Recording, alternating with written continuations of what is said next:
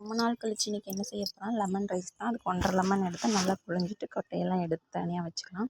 இப்போ வந்து ஒரு கடாயில் வந்து வேர்க்கடலை போட்டு நல்லா வறுத்து எடுத்து தனியாக வச்சுக்கலாம். தேவையான பொருள் வந்து கடுகு, கடலைப்பருப்பு, நிலக்கடலை, பூண்டு, கருவேப்பிலை, வரமிளகா அண்டு லெமன் ஜூஸ். கடாயில் வந்து எண்ணெய் ஊற்றிட்டு நம்ம எடுத்து வச்ச பொருளெல்லாம் சேர்த்துட்டு கொஞ்சம் மஞ்சத்தூள், கொஞ்சம் பெருங்காயத்தூள் போட்டு நல்லா அதையும் வணக்கிட்டு அப்படியே அடுப்பை வந்து ஆஃப் பண்ணிடலாம். ஆஃப் பண்ணிவிட்டு லெமன் ஜூஸ் இருக்கு இல்லையா, அதை வந்து ஊற்றிட்டு கொஞ்சம் நேரம் வந்து கிளறி விட்டுட்டு அடுத்து வந்து சாப்பாடு வந்து வேக வச்சுருக்கேன்.